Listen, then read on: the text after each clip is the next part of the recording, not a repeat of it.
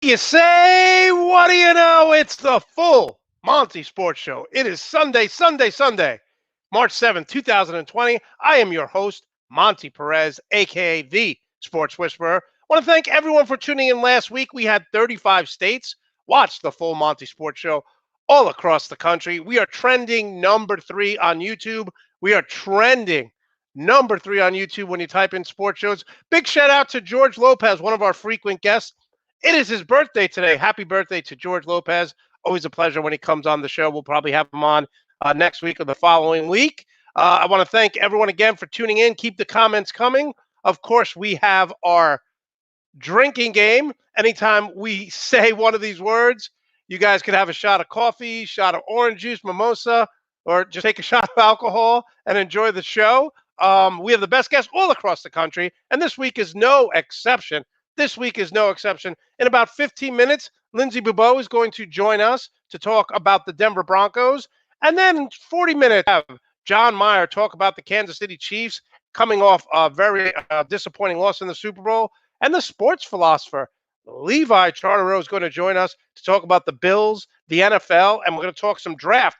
So for those people who are interested in what your team's going to do, Levi will definitely be able to walk us through that. He is an encyclopedia of knowledge.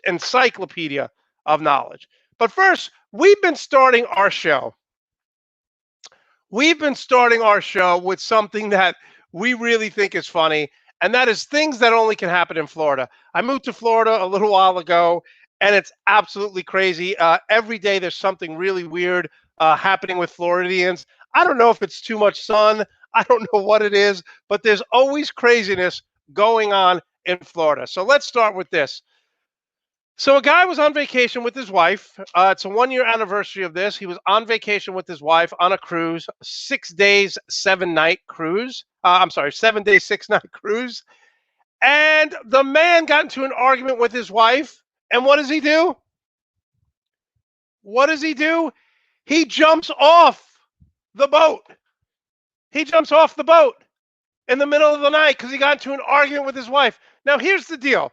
There's so many things that are wrong with this story, but it was the first night of the cruise. So the guy thought, hey, I would rather jump into the middle of the ocean in the night, surrounded by sharks and dangerous fish, than spend 6 days and nights in a buffet, open bar, going to different countries. That's the decision he made. Now, when you first think of it, you're like, this guy's got to be crazy. What guy would jump on the first night off a cruise ship into the middle of the ocean? Took like an hour and a half to get everything back, to get him. He was safe and sound. What guy would do this, right? This isn't normal. I'm going to use the Chris Rock saying. What he did was wrong, okay? What he did was wrong, but I understand. What he did was wrong, but I understand. I'm going to tell you a little story. I was dating this woman. She calls me up. And if you ever had a conversation with someone and you start to realize, hey, things aren't going the way they are. This story is boring. I'm not into this anymore. And the first thing you want to do is just, because their story, you just don't want to listen to it anymore. Okay, maybe I'm exaggerating, okay? But she calls me up. And she's all upset. She says, I couldn't sleep last night. Now, my first thought was she couldn't sleep last night because she knows that I'm going to break up with her. And she's upset. I thought, Santi, you're not that important. She's not going to care if you break up with her. You've been dating 2 months. But she says, I couldn't sleep because the rug you bought me in the living room matches perfectly. And now I have a dilemma. My dilemma is, do I put another rug into my bedroom? She said that She loves hardwood floors, but now that she has the rug that I bought her, she doesn't know what to do with her bedroom. And this is why she couldn't sleep. Now, she started this story when I first got in my car to work, and it was about a 30-minute ride to my job. She's going. Giving her, I said, "This is why you couldn't sleep? This is why you couldn't sleep because you're worried about a rug?" She goes, "Yeah." I said, "Let me explain something to you. I once fell asleep for 7 hours with a glass in my foot." Tell you the quick story. I woke up one morning on a Saturday. I broke a glass, swept it up, thought I got all of it, left the house, went to my friend Mike's barbecue pool party, came home, got ready for bed, got a bottle of water out of the fridge, woke up, blood all over the bed sheet. My first thought was, am I a werewolf? Did I murder someone last night? It was literally like the scene from The Godfather, the horse head scene, blood all over the sheets. I had to put the sheets in a bag, take it out to the dumpster, and throw it because someone would have thought I murdered someone. I slept 7 hours. She couldn't sleep because she was worried about if she should get another rug or not. Right? Again, I slept and it was the Godfather scene. Speaking of the Godfather, so she never saw the Godfather ever. And she's a movie fan. I just found out my friend Andrea has never seen the Godfather either. So one weekend while we're still dating, I'm like, I have to break up with this woman, but let me find something to do. It was snowing in Hoboken. I posted this picture because for some reason in New Jersey, every time it snows, there's a guy there who always wears shorts. Look at that guy. No matter, I don't know if it's an East Coast thing, but every time there's snow and you go out, you're always going to find a guy who's wearing shorts. It's insane. It's insane. Okay? So it was going to snow all weekend. So I decided the Godfather 1 and 2 and what's the Godfather? First time there, we're watching The Godfather, and then I'd come over Saturday or Sunday, we'd watch Godfather 2. So we're watching one of the greatest movies of all time. Okay? We're about 30 minutes in, and she says to me as we're watching this, she says, "Monty, are you ignoring me for The Godfather?" Because I was now, first of all, probably wasn't that nice, but I said, The Godfather story is legendary. Hundreds of years from now, people are going to be talking about The Godfather. Okay? Won 3 Academy Awards. The story's amazing. Your story about your coworker wouldn't even win a Nickelodeon award. I don't know if that was real, but I'm like, you've never seen The Godfather. We're 30 minutes into it, and you just start going off about your coworker. She was upset. We wound up breaking up. No big deal. We were only dating for 2 months. I go to my therapist, a week later, and I said, I broke up with her. And I just have to say, my therapist looked exactly like Dr. Katz. No one knows who the hell Dr. Katz is, and I'm only talking to myself. Dr. Katz was the funniest animated sitcom ever made. It was on Comedy Central for 5 years. Go to YouTube, Dr. Katz Comedy Central, and all comedians, Ray Romano, Kevin James, Jerry Seinfeld, would go on this show as an animated cartoon, and they would basically do their stand-up comedy routine on the couch. And Dr. Katz was there. So you're developing a pattern where you date these broken women, these damaged women, and then you try, once they get rehabilitated or once they start to get their life together, you end it. He goes, let me tell you something. There's no path for success for helping damaged people. What? Excuse me? He goes, yeah, there's no path to success to help damaged people because people don't change. I said, hold up. Your whole life, your whole business practice is a therapist. Your whole philosophy is to help damaged people. So he says this to me, and I swear this is the truth. He says, yeah, but, when I first got into therapy, I really thought that. But now I have 2 kids in colleges. I'm just doing it for the money. This is what he said to me. I literally stopped seeing my therapist and the girl I was dating in a 72-hour over. The therapist said to me, I don't do this to help people anymore. I got 2 kids in college. I'm moving on. That's what he said. So my ex calls me up.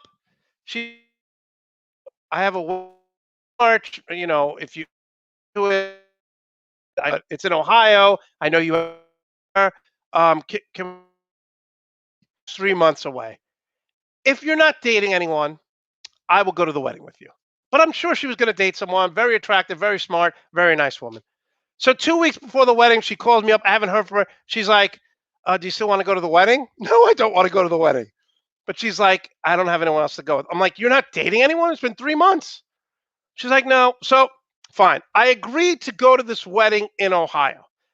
Buy the ticket, get on the plane, JetBlue, $300, $150 for the hotel. She's been there all week, blah, blah, blah.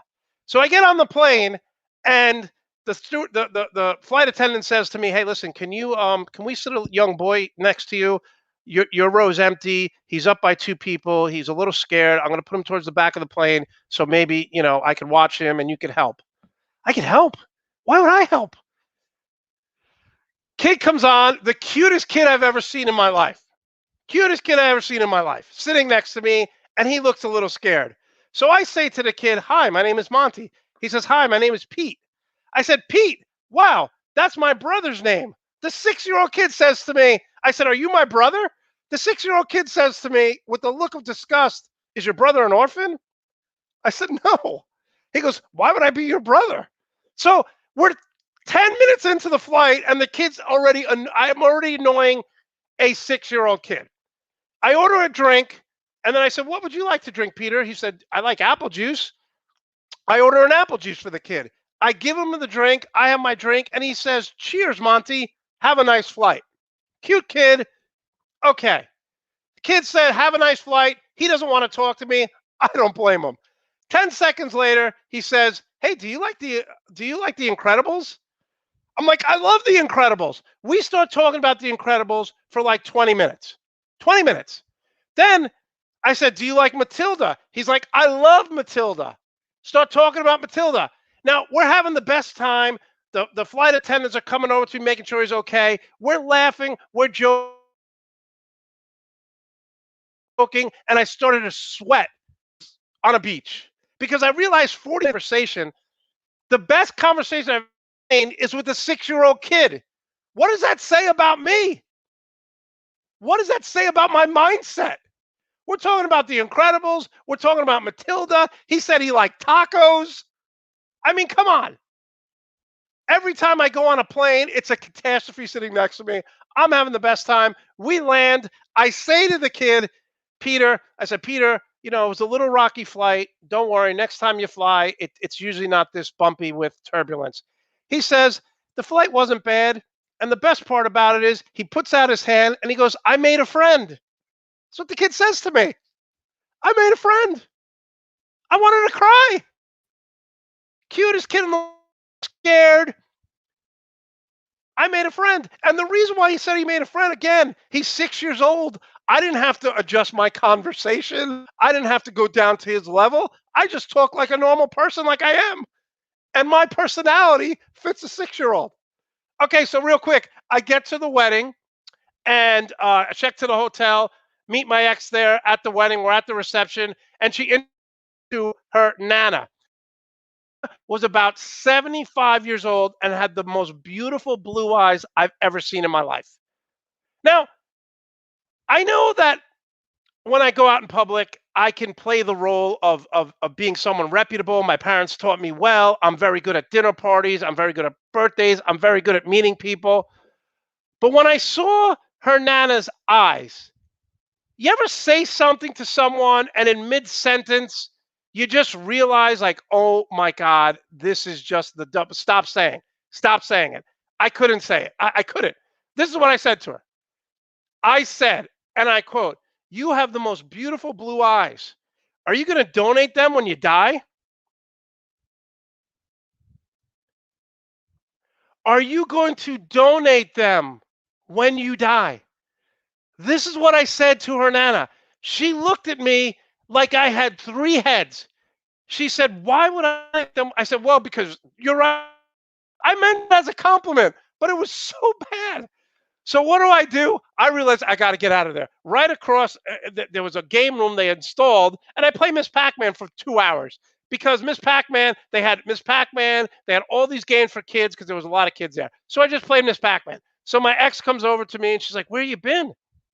I said, "Well, after I said what I said, I just needed to get out of there." So she says to me, "Okay, real quick, we need to talk." I said, "What do we need to talk about?" She's like, "Did you ever cry because we broke up?" And I said, "No." I said, "We were only dating for 2 months." I said, "I didn't cry." And she's like, "Wait a minute. You cried when LeBron James won the title in Cleveland. You cried when LeBron James won the title in Cleveland." And I said, "Yeah, I cried." I said, "I'm a LeBron fan." I said, "They haven't won a title since 1964. They were down 3-1 against the Golden State Warriors, who had the best record in the history of basketball, better than the Bulls. And LeBron James won. He brought a title back to Cleveland. He accomplished something. He defeated the best regular season team in the Golden State Warriors. He beat them." I'm like, "You can't even beat me in Trivial Pursuit. Why would I cry that it's over?" Now, for all you people who are sitting there and saying that I don't have empathy towards her, let me just say one thing. We broke up for 3 months. I spent over $550 for a weekend so she could have a date at the wedding.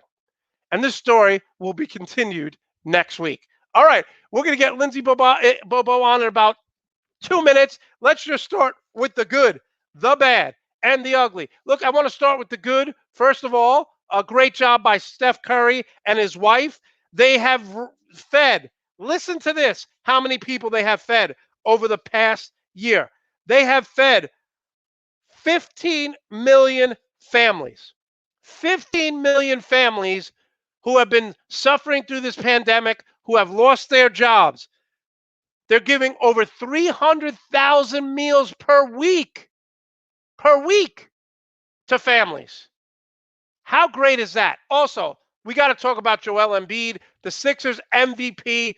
Joel Embiid has committed to donating $100,000 in winnings on the All-Star weekend to 3 homeless shelters in the Philadelphia area. Listen, people want to talk all the time. "Oh, shut up and dribble. Don't get involved." Thank God the NBA players are getting involved, especially during this pandemic. NBA players, NFL players always do tremendous charity work. So great job by the Currys. Great job by Joel Embiid. Okay, so that's the good. Let's go to the bad. Unfortunately, Aaron Boone is taking a medical leave after having open heart surgery. They put a pacemaker inside Aaron Boone. Look, I don't know what to expect, but I know when you get a pacemaker, the last thing you want is a stressful job. And let's be honest, managing the Yankees has got to be one of the most stressful jobs in the history of baseball. So I hope, first and foremost, I don't want to see him in the dugout this year. When you have a pacemaker in there, that is just absolutely, absolutely devastating for him. He's only 47 years old, so hopefully he recovers. I don't know if he's ever going to manage again, but we're sending him thoughts and prayers. But that is just terrible for a 47-year-old. Now to the ugly. Look, very disgusted by Creighton's coach, Greg McDermott, the father of NBA player Doug McDermott. He told his players that he wasn't going to resign, but he's on suspension. And the reason why he's on suspension is that he told his players after a game, he said, "No one can leave the plantation. I need everyone on the plantation." Now, let me just say one thing. I've never used the word plantation unless I'm watching a documentary on slavery or I'm watching a movie.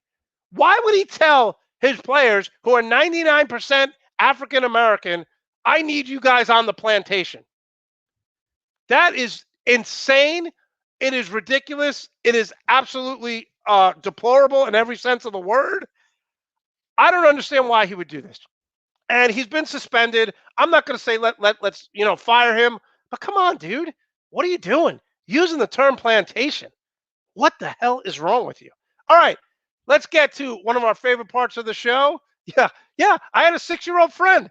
Listen, the little boy was so cute. And yes, I did cry. I did cry when LeBron James won the championship. No, I didn't cry when he won with the Heat. I did not cry when he won with the Heat. Listen, guys, keep the comments coming. Happy birthday to George Lopez. A bunch of people have already texted me that we're having problems with the chat. So just keep going, and we'll try to see if we can fix that. That's an internet thing. But keep the comments coming. We'll try to get them. We're gonna bring on now the co-host of Broncos Brawl. Oh my gosh. Lindsay, how are you today? I'm good. How are you? I'm doing very good. Wow, like all the I said, we're gonna get to Trevor. I love him. Yes, we're gonna get to that in a minute. Let's get up your Broncos background right now to make you feel at home. There you go. All right. Listen, when the Broncos hired Vic Fangio, I thought it was a good hire. I really did. Yeah. 7-9, 5-11. What do you like about him? What don't you like about him? Because you look at that division. The Chargers have a new coach. I'm hot and cold with John Gruden, but we know Andy Reid is here. So is Vic Fangio the fourth best coach in this division? I mean, I was trying to think before we did this. When was the last time there was a team that the coach was just so good, despite the fact that they had this ginormous hole at quarterback, they were successful, and I couldn't think of anything. And I'm sure in the chat, there's going to be all these people coming up with them like, why didn't you think of these people? But I can't hold that against the guy. Now, what I can hold against him is how bad he is at managing timeouts. I mean, we started the season against the Titans losing simply because he blew a timeout that we needed and we ran out of time. So no, he's horrible with clock management. Yeah, horrible. So bad. However, if you look overall, we were still in the top 20 for yards given up. We were the number one red zone defense. And I don't know how familiar you are with the Broncos injury list. I mean, by the end of the season, our sixth-string cornerback was starting, and we were literally pulling people off the street like, hey, anyone want to play cornerback? I mean, it was rough. We didn't have Von Miller. I mean, we didn't have it's just I can't even think off the top of my head. It was crazy. Every single week. Other than the 49ers, I think the Broncos had the most injuries, right? Oh, it was insanity. And it was funny because I joined my show now right after the Saints game when again, we want to talk about that. We didn't even have a quarterback. Like anything that could go wrong went wrong for Fangio. The clock management. No, there's no excuse for that. But I give him a pass for the other stuff. And even with what he had to work with, he did pretty good. Yeah, no, listen, I liked him coming in. John Elway is equivalent of Michael Jordan. Johnson. Yes. He's better. He's better. He won a time. Listen, I've been killing Jordan for 5 years. He's the worst decision maker in the NBA. Absolutely. John Elway won a title. He brought in Peyton Manning. But I look at this division, right? So I see Patrick Mahomes. I see Justin Herbert. I don't know what the Raiders are going to do at their quarterback position. Yeah. But are you telling me that Drew Lock, 16 touchdowns, 15 interceptions, is he the guy you want starting next year? So I'm going to start with some optimism. So the year before, he was hot those last 4 games he started. Like everybody going into this season was pumped because for the first time we felt like, oh, there's something here. Okay. There were actually people saying he might be in the MVP hunt. Yeah, that's how good he finished 2 years ago. Absolutely. And we were, there was article after article about how we were the dark horse of the NFL. Then COVID happened. So you have this guy who gets, again, he had only started 4 games, doesn't get a preseason, doesn't get to work with his offensive coordinator because we switched this season. So you're telling me a guy that only had started 4 games is supposed to go out there, like I said, with a new offensive coordinator, with no preseason. I mean, we drafted Jerry Jeudy and he didn't even get to practice with him before the season. Yeah. So, and then if you look as well, his last 4, and I'd argue actually the last 5 games, the last 4, he only threw 2 picks. The last 5, he threw 4, but one of the 5th to last game was against the Chiefs, which he threw 2. One of them was a Hail Mary. I'm not going to hold that against him. So if you look at those last 5 games, he really stepped it up. And I think the biggest difference is he stopped trying to be a hero. So many games, he would just be like, let me chuck it. No, that's a great point because so many times you see with young quarterbacks, You didn't see that with Herbert. You didn't see that. No. And Patrick Mahomes had that too, where it's 3rd and 15, and instead of living for another, you try to make a big play on Yeah. every down, and that's Yes. part of maturing. So, and one of the things is Drew Lock has had numerous offensive coordinators in college and the NFL. So, are you confident with him, or do you think they should draft someone and bring someone in to challenge him? So you just asked the most controversial question in Broncos country right now. You have the people that are like, oh, Deshaun Watson, let's give it all. Let's get him. Or, oh, Dak. Oh, listen, I don't see any of that happening. I think the fact that we do have Mahomes in our division really works against us, because why would you go to a division that you're probably only eligible for a wild card spot?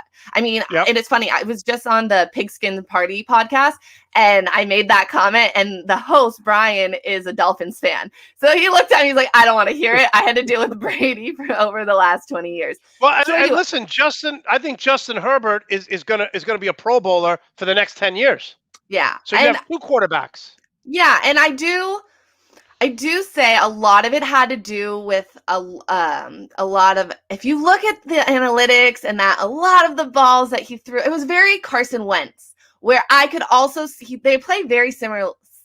This is what's going to happen. I pronounce so many words wrong. Our last episode, we had a cold opening of me trying to pronounce arguably. So just go with it. Similar, you know what I was going to say, to a Carson Wentz. And look what happened to him. And they just changed their offensive coordinator as well. My whole thing with Locke is, if, like you said, if you don't have Mahomes and Herbert, okay, it's not a big deal that you're the 3rd best quarterback, because you can win games. Yeah. But if he doesn't, if they start off 3-6 and he's struggling, it's going to be lights out for Vic Fangio. It's going to be lights out for him. So my question is, you believe he's going to be the starter opening day? Oh, 1,000,000%. This is what I want. And again, this is the most hotly debated topic in Broncos country. I want us to sign Jameis Winston. Yes, he throws a lot of interceptions, but he also throws for a lot of yards, for a lot of touchdowns. And if you look at our receiving core, and I know we're going to get to that, I mean, I can't think of a team that has, maybe the Bucs, but has a better 4-man receiving core. But I say, every single year there's always, this is the can't miss quarterback. I'm sorry. When was the last time the can't miss quarterback actually was can't miss? But Andrew Luck? What happened to, No, you got good point there. I in my preseason article on Nuts and Bolts Sports, because as you could see, I am a huge Oregon Duck fan. So I watched Justin Herbert. I watched Justin Herbert every game. I said, if Justin Herbert starts, he's going to win Rookie of the Year. I knew because I saw every game on film, and the Oregon staff limited him because they were super conservative. Now, one of the things, you look at Andy Reid, okay, and Patrick Mahomes. Andy Reid's an offensive coach. John Gruden took Marcus Mariota, who played 1 game. He took Derek Carr, offensive coach. Are you concerned that Vic Fangio, being a defensive guy, is limiting the production and the growth of your quarterback? I think that is more of an offensive coordinator's issue. Like you just mentioned, Fangio is all in on defense. And for me, I think right now, the guys like McVay and Shanahan are that is like the hot guy to sign. And I mean, it's just crazy because it wasn't too long ago that it was defense wins championships. Right, yeah. I mean, Bill Belichick. So I look at him and the way he can, Exactly. I mean, it's constantly changing with what, is the right coach to get. I think he's very similar to them, but on the defensive side. So if Locke can get it together with Shermer and Fangio can take care of the defense, I think it doesn't even matter. It doesn't matter that he's a defensive coach. Now, however, the way he uses timeouts, that can hinder Locke. Yeah, listen. I lived with Rex Ryan for years in New York, and he was the worst, the absolute worst at time management, clock management, and as you can even say, he hasn't coached the Jets for a while, but you can see here with a little bingo drinking game, Rex Ryan is the first one on the list. So I did say it, so everyone take a shot if you want, since we used it. All right, let's talk about this defense, because I think that when healthy, this defense could be one of the best defenses in the NFL. Like you said, #1 in the red zone, despite the injuries. I think Vic Fangio takes away certain things that offenses do. So what do they do in the draft? What do they do via free agency? Von Miller, talk us through this. Oh, so getting Vaughn back. Right now they're restructuring his contract, and George Payton actually, it was perfect timing because he did a surprise press conference the day that we were set to record. So we were the first one out with the breakdown. But yeah, getting Vaughn back, and like I said, they're restructuring his contract right now. I don't know what that's going to look like, but I am very confident based on what George Payton said that he will be there. He once proposed to me at a game. That's a long story, but just from an emotional standpoint, if he is not there next season, I will be pissed. You did not accept No, the I wedding did. proposal, I did. you? Oh, you did? Yeah, the sign's actually not up right now. You see that blank corner because I'm getting it framed. It was a couple years ago. Basically, I had a sign that said, Von Miller, will you marry me? He saw it. He ran over at the end of the game, got on a knee, gave me a signed ball. I got to meet him after. He signed my poster. Like it was the first NFL game I ever went to. And I challenge you to find somebody with a better first NFL game experience. Right. But so from not even talking analytics, just from an emotional standpoint, and if he is not there, I will lose my mind. But no, he's going to be there, right? He wants to. Yeah, he's going to be there. Well, and two, I think about George Payton. He just came in. This is his first time as a GM. Like, is he going to come to Denver and then, months into the job, cut the biggest name that we've had besides Peyton Manning in like the last 10 years? No, it's not happening. So I'm very confident there. I think we just tagged Justin Simmons. And they tagged him with the hope that they're buying time for a long-term deal. So those two guys are right now our biggest leaders. And, usually it's the quarterback, but we're not there yet. We need a cornerback. We need cornerback depth. I mean, this last season, like we mentioned at the beginning of the show, we were playing with our sixth string. We just got rid of AJ This is another name I always mispronounce. Just go with it. Boye. And I would like us to sign Desmond King, because the other part that we lack is our special teams is garbage, terrible, and he can do both. So listen, I listened to 3 of your podcasts, and I watched a video of you talking about a 6-0 Titans baseball team just because I was struggling with Lindsey Bobo. So I know how it is to struggle with names. Yeah, it's just kind of like how you have Rex Ryan drinking game. It's like every time Lindsey mispronounces something, in my head, I'm pronouncing it correctly, and then when it comes out, it's just not happening. So I appreciate that. But you and I did pronounce it right? It is Bobo, right? It's Bebo, but close enough. Bebo. Yeah. Okay. But so the priority here, to me, on the outside looking in, has got to be the first pick or signing free. It's got to be offensive line. Am I wrong there? No, well, that or cornerback, but absolutely. Let's see. I want to say 2012 is when I really started getting into football, and it's embarrassing, but it was because I loved Tim Tebow at the time, and he made the Broncos so fun. And now I do not like that guy, but different show. And I realized watching DeMarco Murray, in the next few years, oh my gosh, it is so important to have an offensive line. People think, oh, let's draft a running back that, early. That's what it's about. No. Look at Russell Wilson. He's like, if you do not give me a better offensive line, I am out of here, because this is affecting my career and my long-term health. Yeah. Look at Andrew Luck. For years, the Colts just ignored giving him an offensive line. And again, he was retired. Peace. I don't need this. I got my money. The late great Barry Sanders retired. He's like, I'm tired of getting beat up. They don't invest in offensive line. Yeah, but I was just gonna say Locke got sacked a lot. I don't have the exact number, and that's a little mixture of both. It's the offensive line, but it's also he needs to work on just go down, throw it away if you need to. Stop, like what we mentioned earlier, trying to be the hero. I can do it. No, just get down. No. Live for another play. You got to do it. Listen. On paper, I look at this team, right? Melvin Gordon, 4.6 yards per carry. Philip Lindsay, 4.3. Royce Freeman, injuries, they don't use him enough. I think he's a bull, 4.9. I think these wide receivers have a ton of talent. Who is going to one wide receiver going into camp, and what are they going to do about this running game? Are you happy with the running back by committee? I am, but I don't think Philip Lindsay is there next season. They are tendering him. They didn't say, at what level, but I just, based on the way George Payton talked about like a Von Miller and a Justin Simmons, and then talked about Philip Lindsay, unless they can get him super cheap, I don't think he's back next season. And he's not very good at pass plays. Melvin Gordon is so much better. And I agree with you. Royce Freeman is way underrated. So I don't think Philip Lindsay's there next season. Melvin Gordon is suspended for the first 3 games.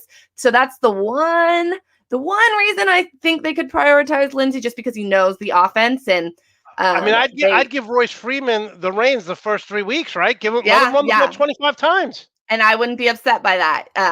It's hard. It's really interesting having a new GM, because with John Elway, you could predict his behavior. I'd have no idea what this guy, other than what he's given us, like I said, at this surprise press conference and his first press conference, I don't know how he's thinking. And, Philip Lindsay's beloved in Colorado. And like I mentioned, I don't think George Payton wants to just come on in his first couple months and piss everybody off. But gun to my head, and that's another phrase I use a lot. I don't know why. It's become a thing. Gun to my head, I don't see Philip Lindsay there. And if that's the case, I'm stoked with Melvin Gordon and Royce Freeman. And maybe sign some 3rd level cheap running back just to have depth. But going back to that, how much it's hard for John Elway, who's won everywhere he went, who's an egomaniac. How is he going to not be involved in the draft and what goes on? I mean, I still think he's going to have his hands. And if I'm a Bronco fan, I don't want him involved. No. That's what I thought too. And that's what a lot of Denver thought. But just based on the way George Payton has spoken, some of the moves that have been made, I actually, call me crazy, but I'm actually I think John Elway is tired. I think he's tired of losing. He doesn't if George Payton does a good job, John Elway won. So I think he wants him to succeed. And I think he knows it's not been working with what he's doing. I got to take a step back. And again, call me crazy, because I do. Everything you said is correct. The guy has made himself VP, made himself GM, gave himself a promotion, which I don't exactly know what his role is. I don't think anybody does. Like I said, call me crazy. I really think he's ready to let it go a little bit. And I think at the end of the day, he can admit that he had some high highs and some low lows. Listen, you just said one of our favorite sayings at the end of the day. Cheers, everyone. There you go. You bring up a good point. I say this all the time. People used to compare Pat Riley and Phil Jackson. And one of the things, Pat Riley is a grinder. He watches film. He'll travel all across the country to watch college basketball game. When Phil Jackson was the GM and president of the Knicks, he didn't do that. So he just drafted, he'd study a month before. He wasn't a grinder. I think John Elway has so many things going on in his life. He can't spend 100 hours a week watching film. So walking away and giving up to someone else, you got to do it, right? I mean, it's the right move. Absolutely. He's busy with his car dealerships, right? I'm sure that takes a lot of time. No, and I think he likes the fact that he's Denver royalty and he still wants to be a part of it. And like I said, if George Payton does a good job, he gets to look good. So it's a win-win for him. Exactly. It's the right hire. If they suck, then it wasn't him. If they do well, I hired the guy. Right. Yep. No. It's a win-win for him to walk away. Yep. Exactly. Okay. So realistic expectation for this team. I'm saying if all goes well, they should be better than the Raiders. I have high hopes for the Chargers with their new coach because they have a ton of talent. So what is the ceiling for this team? 9 wins? Is that too much, or do you expect more? I could see us going 10-6. Our schedule is so much easier than last year. I mean, I don't have the number at the top of my head, but I would say about 85% of the games we were the underdog going into it. And even then, like I said, at the end of the season, we only lost to the Chiefs by 1 touchdown. When we played the Chargers, Jerry Jeudy had 5 drops, and we barely lost to them. So it's not like it's impossible. I think this last Super Bowl obviously it was Tom Brady, but I think it's proved that the Chiefs are beatable, and they're not like off limits when it comes to that. I think the fact that there's now 3 teams that get wild card spots is huge. I think that's very helpful. And when you look at our conference, they're really, the Browns, the Ravens, maybe the Dolphins. The Colts won a spot as a wild card last year, but I don't know their quarterback situation. So I don't see a reason why, if it all comes together, that we can't be one of the wild card spots. It does hurt. I think we're in the toughest division, and when Mahomes signed that. Oh, good. Lindsay, we're losing you in and out. I don't know if it's the internet connection. So let's end with this. Okay. First of all, talk about Lindsay Bobo. Love having you on. co-host of Bronco Balls. 2 quick questions. Yeah. How did you become Trevor Siemian's #1 fan? And how can we follow and support your career? I'll put a picture up of Trevor Siemian for you. So, you know, because I know it's a funny story. Oh yeah. So after the Von Miller thing happened, and then we won the Super Bowl, I'm like, all right, this is nothing like this is ever going to happen again. However, you know, everyone's a Von Miller fan. Everyone's is all, you know, all these big names. Nobody knows who the third string quarterback. I could be his #1 fan, and like, who knows if I get to meet him or whatnot. And what's insane is in that offseason, Peyton Manning retired. The Brock Osweiler was, I don't know if I want to say this, a dick and left, you know, just to prove a point. And this poor kid, you know, I think he was like the 5th to last overall pick, now has to come in and take over for Peyton Manning. So I liked him before this happened. And then he had for the situation he was in and the place that he was picked, he did phenomenal. And it was hilarious to watch him in press conferences because he had zero media training, and he doesn't exactly have the most exciting personality. And just through the years, it's become more and more of a joke, and it's just made me love him more and more and more. And again, nobody can take the title for biggest Trevor Siemian fan. Like, that is all mine. Nobody will ever be able to take that away from me. You know what? You may be the #1 fan, but there may only be like 7. Yeah, so, no, exactly. You know. People are like, why are you still bringing him up? I'm like, he's Denver. Like, as far as I'm concerned, you know, everyone says Giselle and Brady are like the NFL couple. No. Trevor and Bo Siemian. Wait a minute. Let me ask you this question. So you like Trevor Siemian more than Tim Tebow? Oh, I cannot stand Tim Tebow. I think he's, I think you're going to get, I've gotten in trouble lately. I think he's a crappy person. I think it's all a facade. Listen, I mean, I think it says a lot that he's not friends with any of his former teammates. I think Tim Tebow was was one of the best college quarterbacks. He was a terrible NFL quarterback. The fact that he didn't want to play tight end, and what makes me even more angry about Tim Tebow, because I can't stand him, is that, listen to me, he got invited to the Mets training camp, and there are single A, double A, and triple A players who deserve that spot. Tim Tebow's never going to make the team. He sucks as a baseball player. And the Mets keep PR stunt, keep bringing him, and they're taking bats fielding away. Tim Tebow is everything wrong with society. He's a fraud. He tries to be this holier than thou person, and he's not. He's a fraud. I know people who work with him. He's an egomaniac. He thinks everyone should bow down to him like they bow down to Jesus, and I'm going to stop that. Oh my gosh, everyone always gets mad at me, so that makes me so excited, because my whole thing, and I had never even, am I good? No, I'm not good? Hello? Yes, you're good.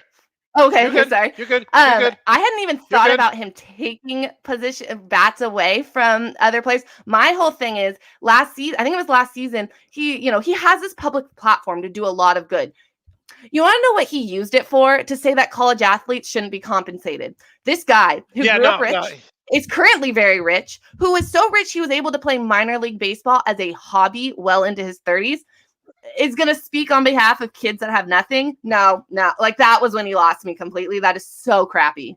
Tim Tebow is like any rich preacher. They're super rich. They don't give back. They They do everything for publicity. It's a joke. I can't stand Tim Tebow. Exactly. But oh my gosh. I will say this. I am not a big Trevor Siemian fan like you are, and I love the Florence Nightingale effect. You kind of liked him because he was third string, and no one paid attention.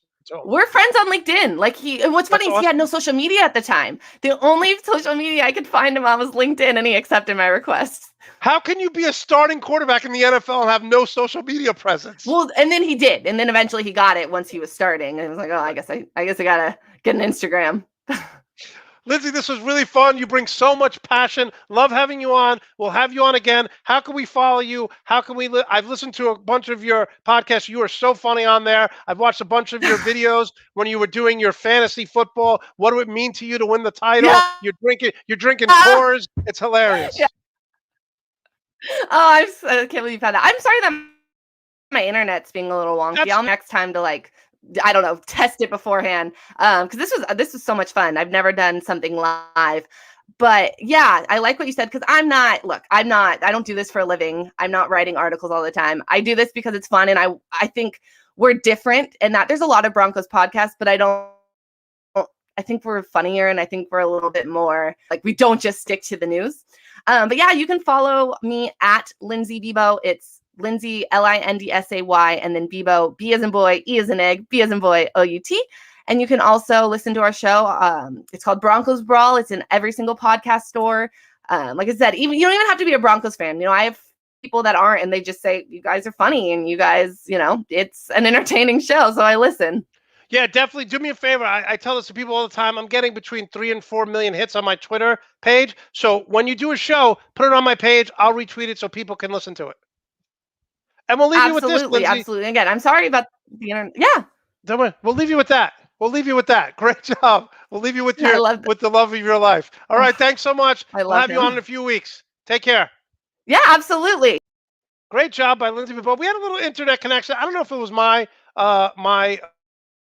side or her side. Very, very nice job. Listen, I like people who come on and they're just passionate, and these two guys are very passionate. So let's bring on John Meyer and the sports philosopher, Levi. How are you guys today? Hey, Monte. Hey, Levi. How's it going? Good, man. How are you guys? Levi, I like that you put up the full Monte cutout right there on the top right-hand corner. I like that. I love that. First, before we get to John, Levi, are you a little concerned that you're flying solo without your partner Rico here? No, I'm not concerned at all. The more the merrier, but I'm good without him for sure. You can handle it on your own, right, Levi? Yeah. All right, John, let's start with you. Disappointing end to the season. Listen, Chiefs lost 31-9. There are two things that come to mind. We'll start with John, and I know, Levi, you and Rico watched the game. I thought the Chiefs came in here super overconfident. Since a bye week, Andy Reid has a winning percentage of 84% after a bye week. They made no adjustments. I thought they were so cocky, and they didn't make any adjustments. Reid got out coached. Am I wrong to say that? I don't feel that you're wrong to say that Reid got outcoached in that game.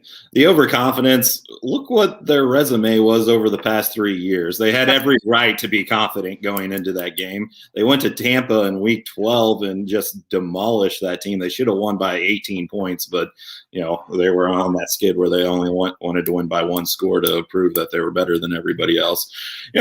They didn't make the adjustments, and having 5 of your top 8 offensive linemen didn't help, but that wasn't the reason the Chiefs lost that game. But when they lost their offensive linemen in the AFC Championship game, that was huge, John. Yeah, when you lose your starting left tackle and probably one of the top 5 left tackles in all of football, it's going to hurt your offensive line. It's like, having no insurance for a Bugatti in your driveway. That's what it looked like out there. Patrick Mahomes did everything in his power to win that football game. And if given, the fact that the Chiefs didn't have 8 drops, 2 in the end zone, that game would have been a lot closer than what it was. Oh, going in super confident.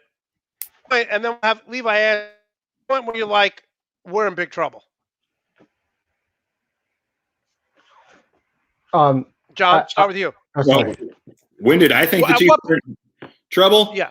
Oh, that last drive before halftime, giving up the penalties and just the confidence of calling a timeout there after that first play. I think Bruce Arians and Tom Brady were happy going into halftime 14-6, but Andy calling that timeout, on that first down play, gave them all the firepower that they needed, and then the handsy D-backs that the Chiefs have gave up a touchdown drive there right before half. That's when I felt that this was probably not going to go our way.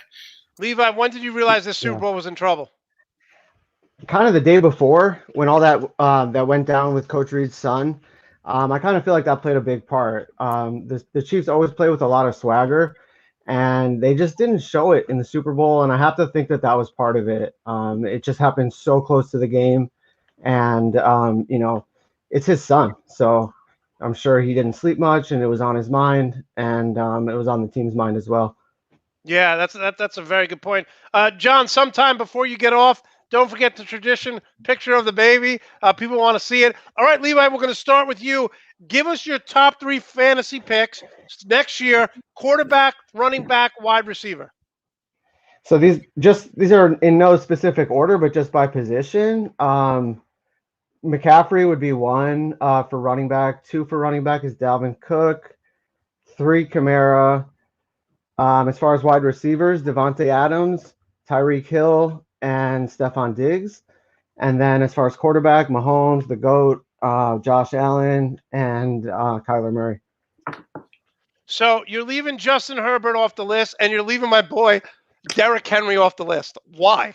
I mean, I can only pick 3. So, but you do realize that only runs it is a top 3 running back every year, fantasy football wise. He still never catches the ball, so he needs to perform at an exceptionally high level in order to produce. And it's just but he hard does, to predict. Levi. He does. I understand that, but Dalvin Cook, Kamara, McCaffrey, even if they don't run it the way they usually do, they're going to get the catches. So that's going to make up for it. With Henry, I have to make sure that he's going to perform at his absolute best. And I'm not sure that he's going to do that year in, year out. Are you not as high as Justin Herbert as I am? Oh, I love Justin Herbert. He's the real deal. I absolutely love him. But in fantasy, it's all about rushing. And, that's why Allen and Murray are like fantasy gold. Okay. Back to you, John. Let's talk about this offseason look. As constituted, the Chiefs should win 11 games. Losing in the Super Bowl, is this something that's going to motivate them this offseason? What do they need to do? I know they have a lot of money tied up in their skill position players. What does Andy Reid do in the draft, in free agency, or are they just going to stand pat? They're not going to stand pat. I think too many weaknesses were exposed on Super Bowl Sunday. So there are things that need to be addressed. I'm not as concerned about the offensive line as a lot of people are. We're probably not going to have Eric Fisher for a majority of the season or any of the season, but Mitchell Schwartz getting that back surgery that he kept putting off, trying to get healthy during the regular season and into the playoffs, should be ready to go by week 1. Let's see how he responds to that.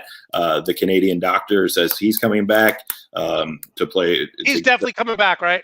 Yeah, okay. He's through social media channels has said that. Okay. That one's caught me by surprise. I thought with still being in the pandemic that he might still try to continue his medical career up in Canada, but he has a platform to use it in the NFL, and I'm glad that he's coming back to play with the Chiefs. We had our 3rd round tackle out of TCU, Lucas Niang, that opted out as well. So having those pieces back in the rotation is going to help. I think you need to spend some money in the offseason. Gabe Jackson out there is one name that keeps floating around here in Chiefs Kingdom. What's his name? Kelvin Beachum, who just got released from Arizona, might be a good fit in the left tackle. I see them going that route on left tackle, kind of a 1-year prove-it deal with the salary cap going to that 180 number. I think you're going to have a fun offseason with a lot of 1- and 2-year deals out there with people just trying to get prove-it deals, but also, chasing that ring. And in Kansas City, when you have Patrick Mahomes, especially at the wideout position, tight end position, I think you might see a Jared Cook or Kyle Rudolph, someone like that, Will Fuller at the wide receiver position, who might just be chasing that ring that comes to Kansas City and has a chance to play with Patrick Mahomes for a season. Pass rusher, I think the definite biggest need. Frank Clark's just been a huge bust over the last 2 seasons.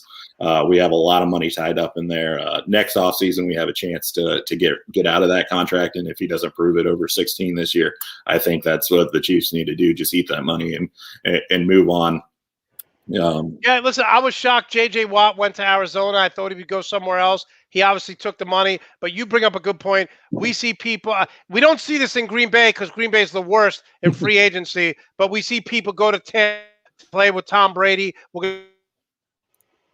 if Drew Brees last year. You might see people start going to Buffalo, out in Los Angeles Chargers, and people want to play with Patrick Mahomes and that offense. So that's a great point. Speaking of offense, look, Levi, I'm going to say this right now. Here in Miami, the talk is Deshaun Watson is going to be a Dolphin, and I'll say it right now. If Deshaun Watson is a Dolphin, is this the Dolphins' division to win, or is it still the Bills' division to take?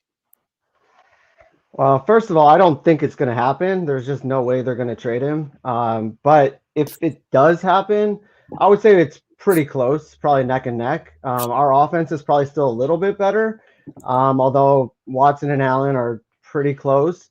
But we still have Stephon Diggs, and Brian Dable's a great offensive coordinator. So I would still lean to the Bills. I would say their defense, at least last year, was better than ours. But on paper, even with projecting him going to the Dolphins, I'd say the Bills are a little bit better. But let's see what happens. So, Levi, your wide receiver Brown was injured all year, but you know I love Cole Beasley. But if he's healthy, I mean, that's pretty much could be the best trio of wide receivers other than Kansas City in the NFL, right? I mean, yeah, maybe. You don't think so, John? I don't think Kansas City has a trio of receivers. I think Kelsey. Right. 1.5 maybe, but outside of Tyreek Hill and Travis Kelce, who's going to be the third receiver in Kansas City next year? You brought up Will Fuller. Will Fuller on the Chiefs would be phenomenal. Yeah, that would be so cool. Yeah, that's true, and not suspended. We have Sammy Watkins, who doesn't stay healthy. Why? I like Will Fuller. I think he'd be a great asset to Kansas City. Corey Davis is another name. I want another red zone threat for Patrick Mahomes, and somebody a bigger body blocking receiver like that. I would take in a heartbeat. You guys might draft somebody. I wouldn't be surprised. Yeah, well, Brett needs to kind of prove that. Let's get the Ferraris in the garage and not worry about the positions that the rest of the NFL are put a high value on. Levi, talk about this offseason. For me, you got to get a running back. I mean, like you said, you have a plethora of wide receivers. You got a quarterback. You don't agree with that. I would love to see them get Aaron Jones from Green Bay. You don't have a run. I would love it too. But to me, what's way more important is the offensive line. I'd rather us spend that money on the offensive line and just go with the third round running backs that we already have. It's just I don't believe in investing too much money in the running back position. Running backs, as we saw last year with James Robinson, and we've seen it a million times, they can be found in the later rounds. I don't really need to spend money or draft high on a running back. I'd rather just invest in the offensive line and create those holes. But we've seen, okay, what a difference. I'll give you an example, and John, you could talk about this.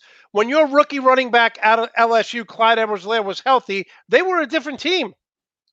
They were. Kind of coincided with when the Chiefs had a healthy offensive line.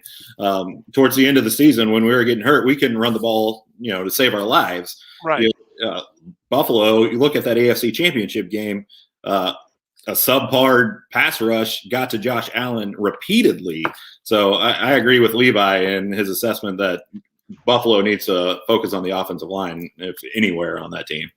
Okay, so that's your top priority, free agency and draft, Levi, is offensive line. Offensive and defensive line. Against the Chiefs, our D-line was exposed. We need to, create pressure, and we need to create holes for the running back and protect Josh Allen. That, to me, is the most important thing this offseason. All right, John, I'm so confused because I see Adam Gase getting interviews. Adam Gase got a second job after Miami. Why the hell is Eric Bieniemy still an offensive coordinator? Why wouldn't he go to a college, a big-time college, and coach there? This guy's too talented to be a coordinator.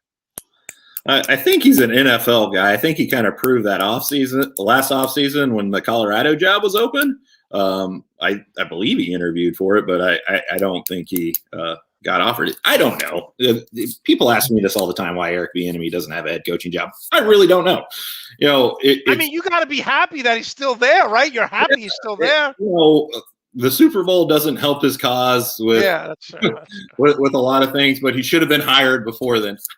It doesn't make any sense. Some of the guys that got hired, the joke up there in Philadelphia, the biting kneecaps over there in Detroit. That Detroit press conference. Be able to present himself better than these fools, and yet he doesn't have a head coaching job. You know, I'm not going to throw the race bait card out there, but you know, you have to think it. Listen, that Detroit press conference was like a WWE press conference. He's like a wrestler, that guy. It was a joke what they did, and I agree with you. Like, intelligent, winning. Yes, I know he has Patrick Mahomes, but for Christ's sake, the guy's too talented to not be coaching somewhere as a head coach. The retread coaches that get jobs each and every year. We won't even say what we're thinking that the New York Jets did last year. Yeah, no, it's what Mike McCarthy is not doing with the talented roster in Dallas. Like, the examples are out there over and over and over. And all right, Levi, let's get to something I know you watch for fantasy-wise, and just look, who are you taking if you have to pick one of these guys higher? Are you taking Travis Etienne, who I love, who's a little undersized, or are you taking Najee Harris? This one is super tough. I literally lost sleep over this question. I do not know obviously what's going to end up happening, but I lean to Travis Etienne just because he has that pop. To me, the running back position, you need to have that finishing speed, and he definitely has it. Najee Harris can catch the ball. He's, good in open space, but he doesn't have that elite speed.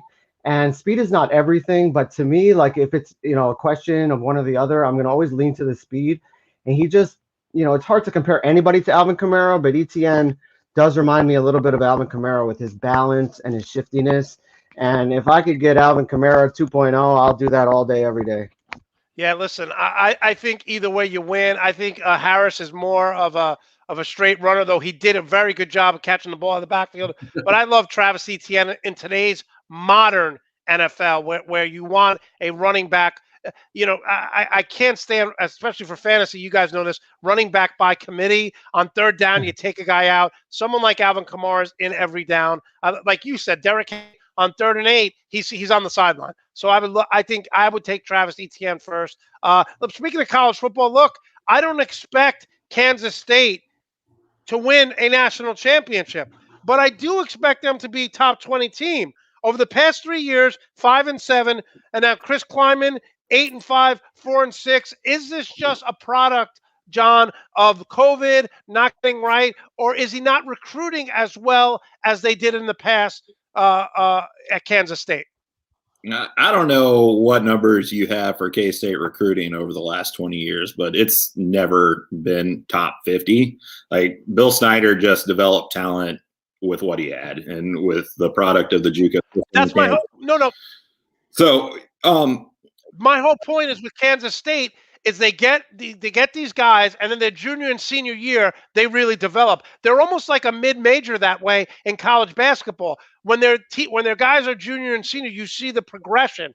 But they were terrible this year. They were terrible to watch. Yeah, they were. The one game where you had Deuce Vaughn and Skylar Thompson, K-State went to Oklahoma and pulled a 35-point comeback. So having those two on the field on Saturdays this fall leaves a lot of optimism for me. I grew up watching Bill Snyder football teams, and I've seen his progression from an offensive guru to a defensive genius back to reinventing the RPO in college football. And that is what I grew up with. That is how I became a college football fan, was watching Bill Snyder take small town Kansas guys, walk-ons, and turn them into NFL stars. You look at some of the talent that came out of his systems. John McGraw, if you're a New York Jets fan, he was an unheralded high school quarterback out of Riley, Kansas. I seen him in a high school football game against my uncle, who had a couple sacks against him in a sub-state championship game, and turned him into an all Big 12 safety. Jordy Nelson, also from Riley, turned him into an all-pro wide receiver in Green Bay. So what he did was the best coaching job in the history of college football, in my opinion. Chris Kleinman, I like a lot of things that he does. It's a little unconventional with the rotation of players that he uses. And if COVID did one thing last year, it got a lot of very young players onto the football field with college football good point. experience this year.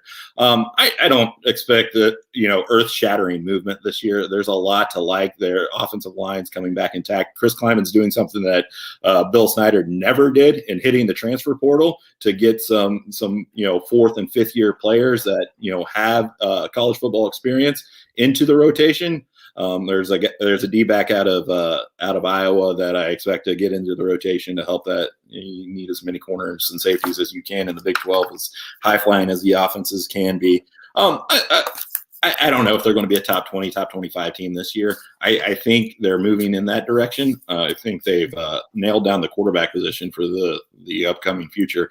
I like Skylar back in that role as opposed to Will Howard, who played as a true freshman and did a serviceable job for the most part for an 18-year-old kid in a Big 12 program. But having what's this going to be? Skylar's a 6-year senior, one of the products of COVID, and just the mentality and toughness that he has is going to help that program in a long way. And look, I expect him to go bowling again this year.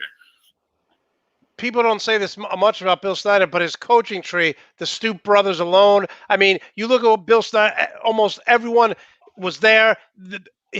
Someone posted this a few weeks ago about Bill Snyder's coaching tree, and something like 20 of his assistants are still coaching today in college as coordinators. If you ever have a chance, go look at his 91-92 coaching tree.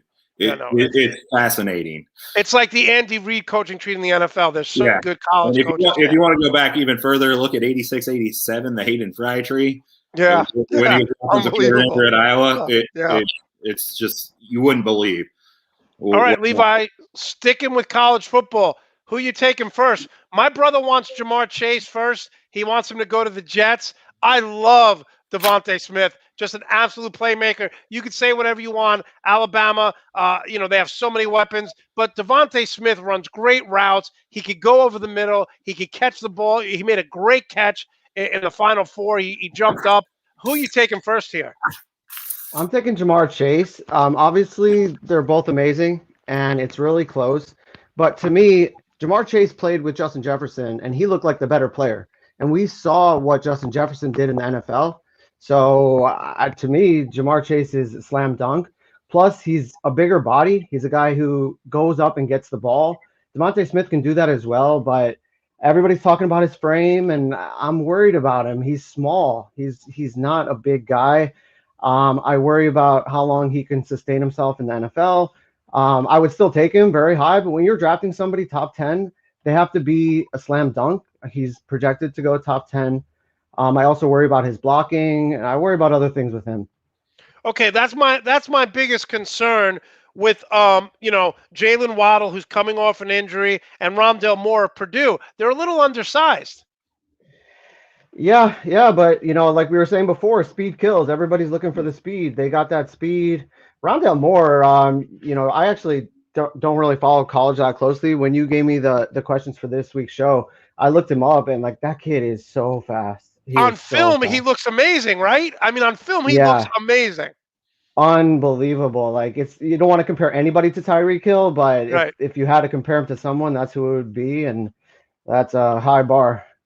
Yeah, no, listen, and my brother's been on Chase for 2 years. A lot of people like Chase higher. Do you think Chase will go in the top 10? Is that as good as he is? I think he should be the first receiver off the board. I don't know. I mean, it's gonna depend how many quarterbacks go early. We'll see. So going back to this, obviously, you don't follow this, John, because you have a quarterback for the next 10 years. Okay, but when you look. Listen, Levi thinks he's going to go down as the greatest quarterback ever, right, Levi? I do. I really do. Patrick Mahomes or Josh? I really do. Yeah. I mean, Brady kind of cemented it this past year, but he'll be. I think he's going to contest for it. I really do. So my question to you, on the outside looking in, what does it feel like? Are you somewhat worried? Because as a Jet fan, I've never had this feeling. Levi, you have this feeling. Every time you go into the game, you feel you have the better quarterback. Are you worried that, hey, Justin Herbert's going to come along? I mean, is there any other quarterback that scares you other than Tom Brady? I want this division to get better. When there were talks about Denver going out and getting Deshaun Watson, like, bring it on. I want to, let's beat up on the Raiders if you have to go through Patrick Mahomes, Deshaun Watson, and Justin Herbert 6 times a year. No, like there's no you're never going to feel that you have the worst quarterback. Tom Brady, what he's doing is unbelievable. And, as a fan of the NFL, you want that challenge, and it's great that he's doing that. If it was 2 against 6 on Super Bowls, you think you can make a run at that over the course of 15 or 20 seasons. Now 1 against 7, it sounds a lot tougher. I went into Super Bowl Sunday thinking the Chiefs might have a dynasty. It still might be in the cards. It looks a little iffy at this point in time, but the quarterback position in the NFL has never been better. You go back and look at the 70s, 80s, 60s, defenses won championships. Terry Bradshaw wasn't that great of a quarterback. No. His first Super Bowl, he completed 6 passes. He was the best quarterback in a division or in an era where there wasn't very many good quarterbacks, and that got him Super Bowls. Joe Montana might be a product of that as well. I love Joe Montana. I kind of put him up there in my Mount Rushmore quarterbacks. But as I look at what's out there today, Deshaun Watson, Russell Wilson, Aaron Rodgers, I like Josh Allen. The list goes on and on. Trevor Lawrence and Justin Fields, who have a chance to be really, really good NFL quarterbacks, and it's looking like it's all in the AFC. So Tom Brady might get back to Super Bowls because by process of elimination of nobody being in the NFC. Yeah, good point. It's an exciting time to be an NFL football fan. We're blessed in Chiefs Kingdom. You asked me at the beginning of the season if we were spoiled, and right. yes, we are. See, one of the things that really annoys me is, for the most part, LeBron James in his 18th year, he's got to be the best player on the floor in the fourth quarter. Tom Brady threw 3 interceptions in the second half against the Green Bay Packers. It was terrible, and they still won. So Tom Brady has this ability, and again, football and basketball are different, but later in his career, they had a great running game in the Super Bowl. Their defense was lights out. LeBron James still has to be the best player in the fourth quarter, where Tom Brady can just hand the ball off. So speaking of quarterbacks, this is the era of the quarterbacks. I'm going to ask you a question right here. More touchdown passes this season, Justin Herbert, Levi, or your boy Josh Allen? Oh, man, that's a tough question. I guess I'll give it to Herbert, just because Allen rushes for a bunch of touchdowns, so that's probably going to change his numbers. And his ceiling was super high last year. It's going to be hard for him to repeat that. Are you shocked at how good he was? Because at Wyoming, 56% completion percentage, under 58 is early on in Buffalo. Are you shocked at the accuracy, or was it because Stephon Diggs was so good?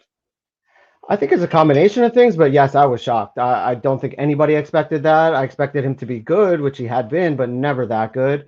The GM and the coaching staff did an amazing job of bringing in the right guys and scheming up the right plays. But again, we'll see what happens, because the NFL, they always adjust. We saw it with Lamar Jackson. The NFL is going to adjust to what Josh Allen did last year. Okay, great point. And this is why I said I'm on, going to adjust so that, Levi, I don't understand your sense of urgency for not having a running back. Don't get me wrong. I want a running back. There's just only so much money to go around. So, I would rather just, I don't think Devin Singletary is that bad. 2 years ago, he was good. Zach Moss was really good in college. These are good enough running backs. We can bring in a veteran to compete with them and teach them a little bit. But to me, it's way more important to get an elite lineman. And also John Brown's a free agent. We got to figure out if we want to re-sign him. So we have some big questions. So, go sign Shady McCoy. That guarantees you a Super Bowl. He's 2 for 2 in the Yeah. What was that? Sign Shady McCoy. That guarantees you a Super Bowl. We'll take McCoy and Watkins back, sure. Yeah. Everywhere he goes, he wins the Super Bowl the last couple of years. He doesn't play, but he wins Super Bowl. Yeah. He wasn't. Was he active for the Super Bowl, or was he not active? He wasn't active last season with the Chiefs. I'm not certain if he was on the active. He was on the sidelines in Tampa. Okay, I got to go back to you, John. One quick question. Look, growing up, over the last 7-8 years, I was a huge Bruce Weber fan. 3 years ago, 25 and last 2 seasons, 7 and 19. Is it time for Kansas State to make a change? Yes. Okay, good. I tried to analyze the stats to make a narrative where it made more sense. But, really historically at Kansas State, he is in the realm of winning percentages of Lon Kruger, Cotton Fitzsimmons, and Jack Hartman, 3 Hall of Fame college basketball coaches. But yeah, he done a tremendous I just think it's so. As a K-State fan, as Gene Taylor, I try to put myself in his shoes, the AD at K-State. Do you want to finish, anywhere from 2nd to 5th, year in and year out, win 20 to 24 games, finish behind Big Brother there in Lawrence, and just have consistency? Or do you want to win a championship every 6 or 8 seasons and then go through 3 or 4 where it looks bad and ride that roller coaster? Because that seems to be the balancing act. You have Frank Martin, who the fan base loved, and then you've had Bruce Weber, who I don't know what percentage. The one that I listen to have not been Bruce Weber fans since day one. But you got he's had a good few years. He's had a good few years, but the last 2, and like you said, I look at Kansas State and I say, okay, 20-win seasons. That should be their goal every year. Look, I say this all the time. I'm an Oregon Duck fan. You guys know from my look at my star. I don't think the Oregon Ducks are going to compete for a national championship, but I want them to win 9 and 10 games. I want them to go to a Rose Bowl, and the same thing should be Kansas State. Sometimes you're in contention for the Big 12 championship, but you win 20 games and you go to the tournament. That should be their goal every year. I don't disagree with you, but the administration at Kansas State seems to be taking a different stance on it. Yeah, no. COVID probably saved his job for another year. All right, Levi, who is your MVP next year in the NFL? I'm sorry to say, but it's too early to tell. I mean, we got to wait for free agency, for the draft, for the trades. I don't know. I don't even want to gander a guess right now. Now, if I would tell you that it's going to be a quarterback, would that be a safe bet? Either Josh Allen, Patrick Mahomes, Justin Herbert, or if Deshaun Watson lands in Miami and they go 11-5. So the safe bet would be to bet a quarterback, right? Yeah, it's always a quarterback, almost always. It's always a quarterback. Listen, I said last year, you look at certain running backs. Okay, Alvin Kamara struggled early on. He came in the second half of the season. People were talking about Clyde Edwards-Helaire the first 4 weeks, Rookie of the Year and MVP. But some way, somehow, why do you guys think that running backs don't get? Derrick Henry should be in that conversation every year. We'll start with you, Levi. Why do you think that it's they should have 2 awards, right? They should have the most valuable player, and then they should have MVP. Because to me, Derrick Henry is the most valuable player for any team in the NFL. I mean, for his team last year and the year before, actually, I would agree with that to a certain extent. But quarterback is such an important position. Like we saw it in the Super Bowl, you see it every single game. I mean, the quarterback just decides who's going to win and who's going to lose. So they just get all the credit and all the blame. So that's why it pretty much always goes to them. And as far as Meyer, Levi Chadarow here on the. Go ahead. I just wanted to say, as far as Helaire, I still believe in Helaire. Like people are saying that he was drafted too high. He's not that good. I think he's still great. The Chiefs just decided not to run the ball, and that's probably partially due to their line concerns. But if they gave him the ball and the workload, I think he's still a great back. Yeah, I'm talking with John Meyer and Levi Chadarow here on the Full Monty Sports Show live on YouTube. But this is what shocked me so much about Clyde Edwards-Helaire. The first 4 weeks, Andy Reid did something that he didn't do. He was almost like a ground and pound offense. It's almost like they wanted to establish it, but we know Andy Reid always abandons the run. Now, obviously, with the offensive line being hurt, they couldn't do it as. But if they're healthy, are we going to see the Clyde Edwards-Helaire and the 25 to 27 carries a game in the first start of the season, John? Or you think Andy Reid's just going to be Andy Reid? Oh, in the first start, probably. He doesn't want to show too much. It's true. I hope that the offensive line is healthy and that we can, have balance to our offense. But, Andy gets creative with the way that he runs the football. It's the little shovel passes. It's the end arounds. It's the jet sweeps. It's not running between the tackles. We ran some triple option last year. It's going to be a little funky. It's going to be a little different. I don't think Clyde Edwards-Helaire, as long as he's a Chief, is ever going to be a 20 to 25 carry guy. He might be that 12 to 18 carry guy but I think his development as a pass catcher is what we want to see the most out of during this offseason into next season. It was what had us super excited and just left us wanting a little more this year, that we didn't use him in the pass game as effectively as we thought we were going to get out of him. I watched a bunch of film leading up to the Super Bowl, and I came to the conclusion, and I probably should have said this with Derrick Henry, there's no more valuable person on offense than Tyreek Hill. When you watch Tyreek Hill go in motion, entire defensive shift, to run down the field for the 2 or 3 guys trying to cover him. He has been so valuable in just forget about the production, in just the decoy role. When you watch him play, are you amazed at how defenses?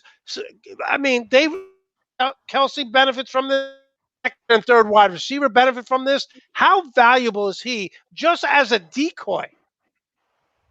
He's, outside of Patrick Mahomes, the most valuable player on the Chiefs roster. There's no doubt about it. The offense just runs a lot better with him for all the reasons that you said. He does a lot of decoy things, and it opens up the middle for Travis Kelce and the camaraderie that him and Patrick have together.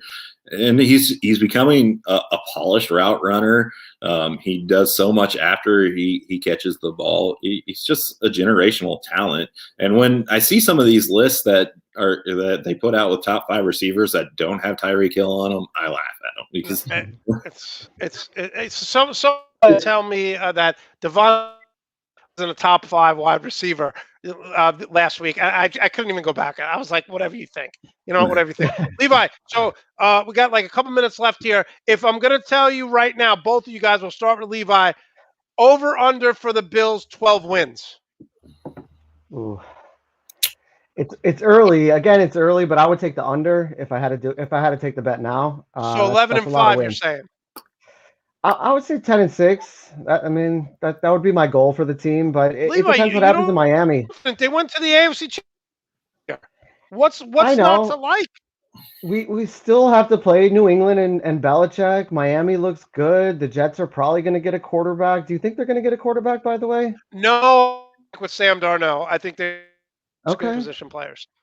I really do. Well, they should improve without Gase. Yeah, we'll see. So you're saying 10-6? We'll see. There's a lot of moves that are going to happen. I really can't make any projections till after that, but I'd be happy with 10-6. Okay. Over under for the Chiefs. What was that number? I missed that. 13 over under for the Chiefs. Ooh. I'm probably going to say under. I'm looking at the schedule 12-4. Are we playing the 17th game next year? Have we decided? Has that been decided? Is that still on the table? That's still on the table, but as far as I know, they're saying yes. They are going to the 17 game schedule. Yes. Well, so if I go 17, I'll say 13. 13-4. Okay. All right. Okay. Now, Levi, one of the things that I say, Drew Brees, we're not sure if he's coming back. Regular season, are the Saints still the best team in that division, or are you going with Tampa Bay now that they won? I guess you got to go with Tampa Bay. Like, I got to give him respect. Brady's the real deal, even at age 43. And it does seem like Brees is going to come back. We'll see. Yeah, it seems like he's going to come back. And what they're saying is they're going to sit him like 2 or 3 weeks. They're going to just rest him, like load management. Really? Yeah. They were So saying they're going he's to be going able to to play. somehow. They're going to afford Listen, Winston. listen. I think with Winston, they were. I think in their backups over the last 2 years, they're like 8-1 or something like that. So it's not even like the regular season matters with Drew Brees. But they're so far over the cap already. Yeah, How are no, they I going to be know. able to afford Winston, Breeze, and anybody else? I think Taysom Hill. I don't think they're going to keep Winston. I think Oh, really? it's going to be Taysom Hill. Oh boy. All right. Yeah. So that's what. Listen, John. Last 2 questions for you guys. Green Bay Packers over under 12 wins. Yeah. John. That one's tough. They've won, 14 2 years ago, and then 13 last year. Yeah. So I'll stay with the over. I don't see the NFC North getting any better. They can't seem to find a quarterback in Chicago. Kirk Cousins, we kind of know what that is, and Detroit does Detroit. Listen, Detroit has very good skill position players. They have very good running backs. They have wide receivers, but they just took a step back in their quarterback position because they got the quarterback from the Rams. So, yeah, I think like Levi said earlier, there's a lot of question marks. I think everything is predicated on Deshaun Watson. They're saying the Bears have offered the most. And it's still like, no. John Watson said in no uncertain terms, I am not playing another game in a Texans uniform. So get what you can for him. Yeah. If people aren't offering 6 or 7 number ones for Deshaun Watson, if you are quarterback hungry, get that position set right. Deshaun Watson's the top 3 NFL quarterback when he's healthy. Yeah. So get that right. All right, Levi, final question for you. J.J. Watt, 7 sacks this year in Arizona. Were you shocked when he went there? It's a good number. I would probably take the over. I think he's going to do really well with Jones. I was a little bit shocked. I wanted him to come to the Bills, obviously.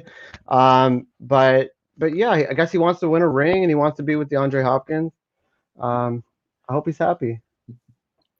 I don't even know if he wants to win a ring, but I know one thing. He's getting $31 million, which was the highest money that anyone offered. So, and good for him. He's played in Houston. He's been a great soldier, always said the right thing. They love him in that community. The amount of money he's donated to homeless shelters, food banks, he's done a tremendous job. I'm happy for him. And let's face it, he's going to a place where they're in the position where they could score a lot of points, and their teams are going to be playing from behind. So he'll be in there, and his only job is to get the quarterback. John, last question for you. Go for it. Again, I said this to you at the beginning of the year. Is it Super Bowl or bust for the Chiefs this year? What is the talk in Kansas City after the loss? Is it okay? We lost. We got to rebuild. Is it time to panic? Or they're like, no, we're in good shape. We're in good shape. The core pieces are there. We knew when the deal was structured about a year ago this time that the Chiefs were going to have to get creative with how they played the salary cap.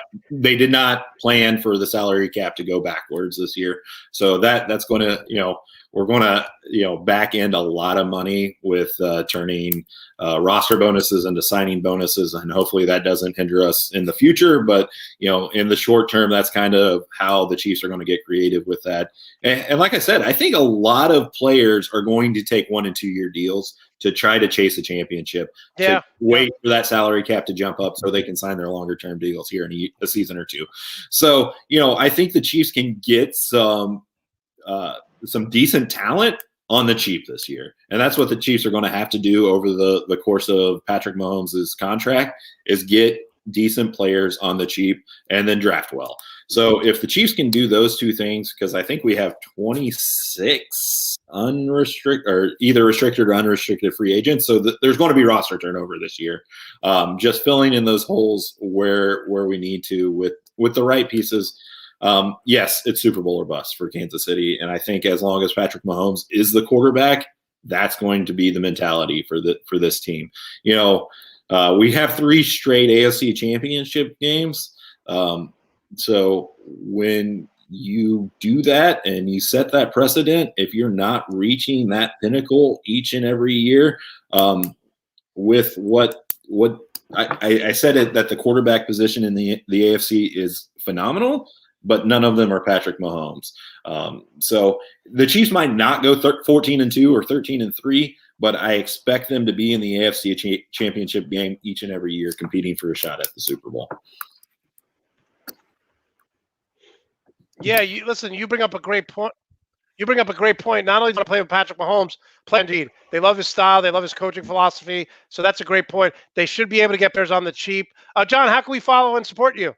Okay, you see my Twitter handle up there. I'm on Facebook.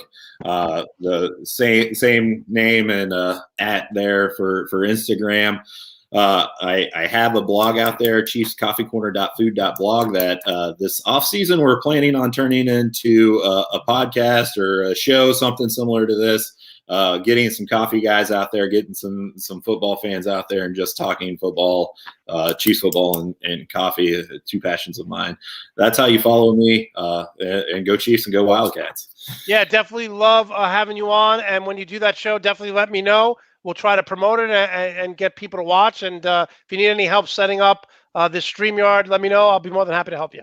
Thanks a lot, Monte. All right, have a great day, great Sunday. Always a pleasure having John. All right, Levi, this is your chance to really talk about what you did with Rico this year. Did you win? How many fantasy football leagues were you in, and how many did you win?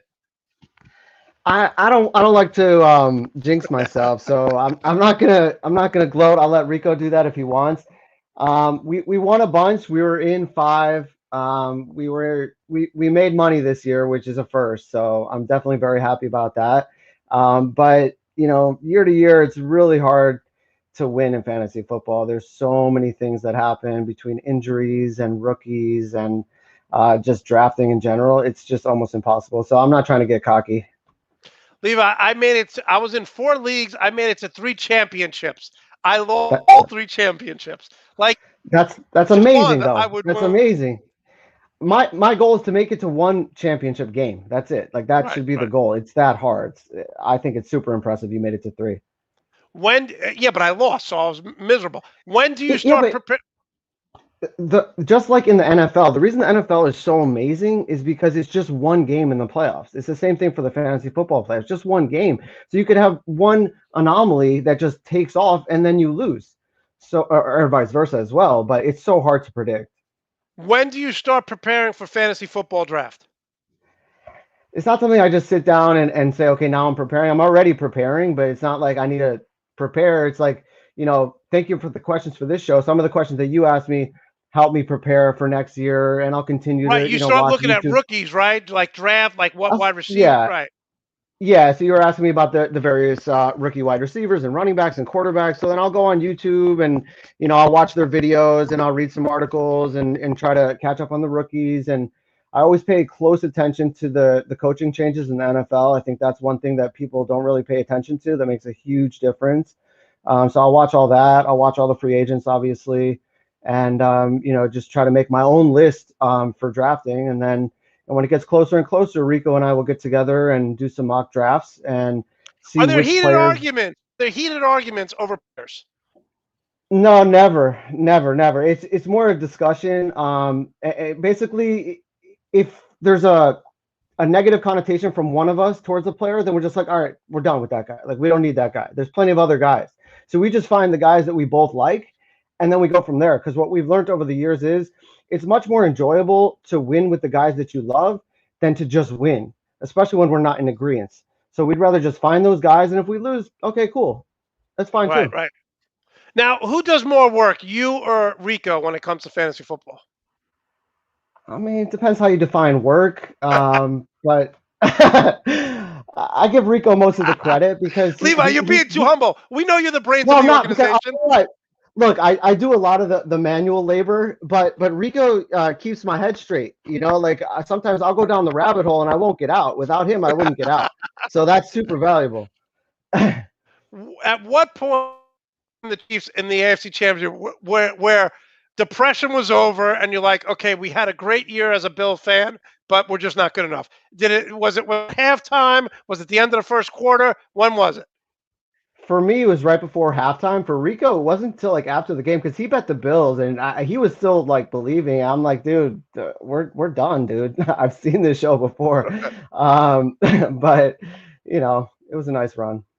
Listen, but you had a great year, successful year. You can't ask for more than the AFC Championship. You lost to a Chiefs team. So looking back, it was a fun year, right? Oh yeah, it was a great year. It was a magical year. Nobody really anticipated it, and hopefully we can do it again. All right, Levi, you're not really on social media, are you? No, not really on social media. I have Instagram, Sideshow Levi, but I'm not very active on it. I'm more just an in-person kind of guy. All right, Levi, we'll have you on right by the draft so we can figure out what team improved the most. Have you on a few weeks down the road. Thank you. Awesome. Looking forward. Having you on. Thank you so much. I appreciate it. All right, Levi, take care. Listen, I want to thank all my guests. I want to thank Lindsay Bobo. We've had some internet problems. I don't know if it's here. I don't know if it's StreamYard, but I will get to the bottom of it because we do not like to have a delay. Most of the shows have been really failing with internet. We had a couple of problems here and there, but it hasn't been major. I want to thank all of you for tuning in. We are now up to the best part of the show, the extra point. The extra point. Okay, I want to talk about three people, right? Talk about Carmelo Anthony. I want to talk about Chris Paul, and I want to talk about LeBron James. These three guys have all been in the league 16, 17, 18 years. Carmelo Anthony, it may win Sixth Man of the Year, killing it with Portland. I'm going to tell you right now, Chris Paul could be the MVP of the league. He went to Oklahoma City. He took them to the playoffs last year. Now he's with Phoenix. They're second in the NBA. Second in the NBA in the Western Conference. Of course, LeBron James, his 18th year being the best player on the Lakers, the best player in the Western Conference, he's in the hunt for the MVP. So say whatever you want about these guys, Carmelo Anthony, Chris Paul, LeBron James. They are playing great in the twilights of their career. I would vote Carmelo Anthony for Sixth Man of the Year right now. He is dominating in Portland. And these two guys should be the front runner, Chris Paul and LeBron James, for the MVP. I want to thank all of you for tuning in. We will be back Tuesday night talking NBA, Tuesday night at 8 p.m. You've been watching the full Monte Sports Show live on YouTube. Please subscribe to the Nuts and Bolts YouTube channel. And in the immortal words of Arnold Schwarzenegger, I'll be back.